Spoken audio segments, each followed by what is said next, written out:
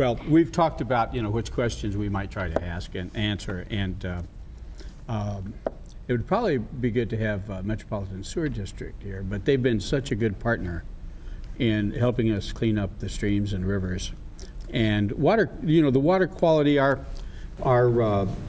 organic law that we go back to, 1972, then 1977, that was the attempt by American people, passed by Congress in 1972-77 with some amendments, to look at stormwater runoff. First it was what comes out of the pipe, which is a point source, and then what comes off the land, that nexus between the land and the water that does pollute the streams.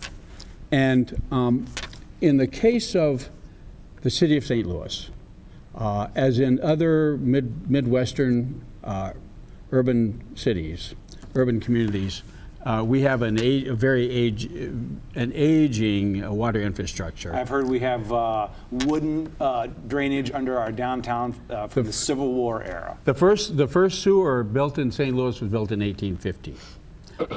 So we have probably about 350 combined sewer overflows in mainly the St. Louis, and about 75% of the area in about St. Louis and St. Louis County. Okay, before we get too technical on me with Right. this, with these terminologies, real basically, when it rains, where does it go? These are big pipes that we have that collect during rain events all the water that's running off of our rooftops and our streets and other parts of a watershed, which we'll talk about what that is. And essentially they're being collected in the drains that you see along roadways and ultimately shuttled into these large pipes. And during rain events, those are pipes that essentially carry this water to streams and rivers and other water bodies that serve as collecting points.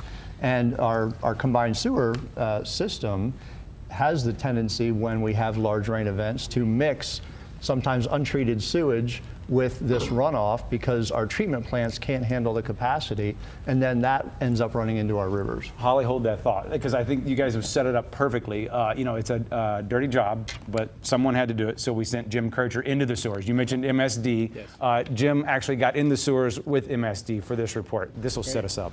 It was a sunny afternoon drive down the River des Peres.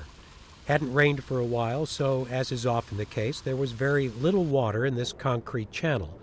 But there's quite a bit more running in the sewer tunnel right below it. But they are connected, and sometimes in this combined system, the river becomes the sewer. This is one of the overflow points here, where if we get too much rainwater coming into the system, the water will come out of here. Our guide was MSD's PR guy, Lance Lacombe, who spends a lot of time these days explaining how this system works and how it's going to change. We are standing in a sewer. This is heading to the treatment plant, goes through there, and it will, further down from here, will intersect that very large sewer I spoke about running underneath the River des Peres. Right, and that's what we want. We want Yes. sewage going into the treatment plant. During a heavy rainstorm, this chamber we're standing in right now could easily be full of water. Yeah. And it needs someplace to go because there's not enough capacity in the system. So it would go out through these outfalls here into the River des Peres. So explain to me. The combined sewer system is used in a lot of cities and was designed before tough pollution laws. Because so much sewage was going untreated into the river, the EPA and the Coalition for the Environment sued MSD, charging violation of the Clean Water Act. In a settlement, MSD said it would spend $4.7 billion over 23 years, but not to rebuild the system. Yeah, well, in this particular watershed in which we're standing, we're going to be building large storage tunnels. The longest of those will be 9 miles long, 200 feet below ground, and almost 30 feet diameter. So they're going to be massive, massive projects. This was a tunnel MSD dug 15 years ago. The new tunnels will be about the same size. These projects are really expensive, and homeowners and businesses will see sewer bills go up. $4 billion, whatever. 4.7 billion, 5 billion, call it, over 23 years. Does it solve the problem? No, because you're always going to have a storm that can come along and overwhelm the system. The sewer system, especially in built-up areas, gets filled up a lot faster these days because of streets and parking lots, all of those paved surfaces. Water doesn't seep, it rushes into the sewers. The tunnels are designed to keep it from overwhelming the system. But what if we could slow it down here? Well, as part of the lawsuit settlement, millions of dollars will be spent on something called green infrastructure. The Metropolitan Sewer District, of course, by definition, is in the business of building and maintaining sewers. It is also these days in the business of gardening. This is an experimental rain garden in Old North St. Louis at the corner of 14th and Clinton. It was a little early in the year to see the plants, but you can see how this has been built to catch, hold, and absorb rainwater. The drains on the street don't go to the sewers, but straight into this basin. And MSD will be monitoring to see if it does, in fact, cut back on the stormwater flow into the local sewers. And if it works on a small scale, the idea is to make it work on a large scale. So if you build the stuff you need to build, the tunnels that will handle that overflow, store it, and then push it into the system gradually, right? And you combine that with reducing flow, does that solve the problem? It gets us to where we need to be. That's our plan. But remember, this is a project that will be going on for the next 20 years. Okay, thanks, Jim Kircher. Okay, so I want to talk a lot about what we just learned from Jim, but first back up for just a second there and let's talk a little bit more about how that water gets in there. Are there some challenges? They just built a parking lot across the street from my building a couple of years ago, and there was a big emphasis on semi-permeable pavement. Are there some challenges with our built environment in terms of how it impacts our stormwater? I think green infrastructure is a less expensive way to deal with stormwater. In a 100-year flood, it may not be the end-all, but green infrastructure can reduce flooding. It can also keep stormwater and wastewater and pollutants from entering the stream by slowing down the movement of that water, either keeping it on site or slowing it down to the point where it doesn't create flood conditions. And we have a lot of success stories in the St. Louis area in terms of green infrastructure. Some of them are, go ahead. Green infrastructure is great, but I think we need to back up a little bit and think about this disconnect we've had for centuries. We've been focusing on stormwater as this waste product, and engineers have been very good about getting the water off-site. Funneling it where they want it to go. Let's just get it, the number one goal is to get it away, but it's a change and a shift in mindset. We really need to embrace and think of stormwater as a resource, and how can we utilize it as if we keep it on-site?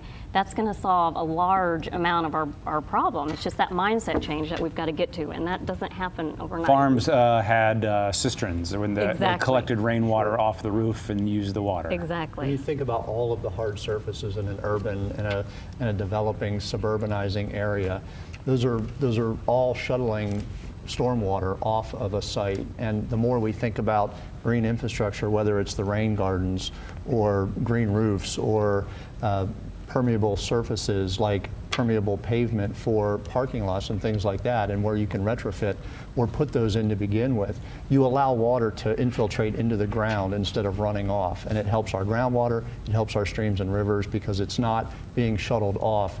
It's entering back into the system. And it's not just stormwater. We have to remember that it is picking up everything on the ground, pollutants, and stormwater is one of our major influx of pollutants. That's where we get our major pollutants that degrade our rivers and streams. So how much work is there to be done? How far away are we from where we need to be? And then my second question to that would be, how does it change? Is this a top-down policy change, or is this I'm putting a rain barrel in my own yard change? We've got a lot of examples right here in our own backyard in St. Louis. We don't have to go to too many other communities to see it happening right here. And I've been back in St. Louis for 13 years, and I'd say in the last 10 years, the idea and implementation of green infrastructure, rain gardens, rain barrels, plant material and soil, and weaving, weaving the flow of the water through sort of natural resources rather than concrete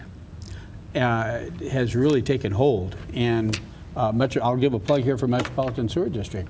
They will be rolling out a program called Show Me Rain Gardens, where people actually in sort of competition in using their own backyards to display and show off the rain gardens and to share information about how that can work. Now, the big that Todd brought up, the impervious surfaces of large, big box stores and parking lots, that really has to come at I think at the citizen level to advocate for better stormwater management practices at that level. I think the answer is really both. We need individual citizen action, and we need smart policies in place to help guide the larger actions. And Holly, how much work is to be done?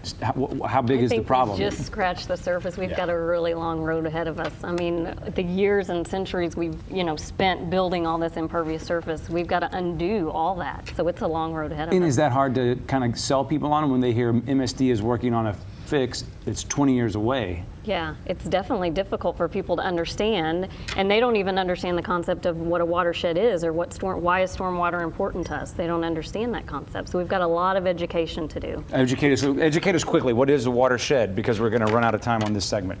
We gave that one. So a watershed, if you ask a little kid, they'll say a shed that holds water, but I'm going to tell you that's not the answer. I like that. It's an area of the land that sheds waters to a specific river or stream. So everybody lives in a watershed. So anything that happens on that land, you're responsible for that water. When it reaches, it's going to go into your stream or river.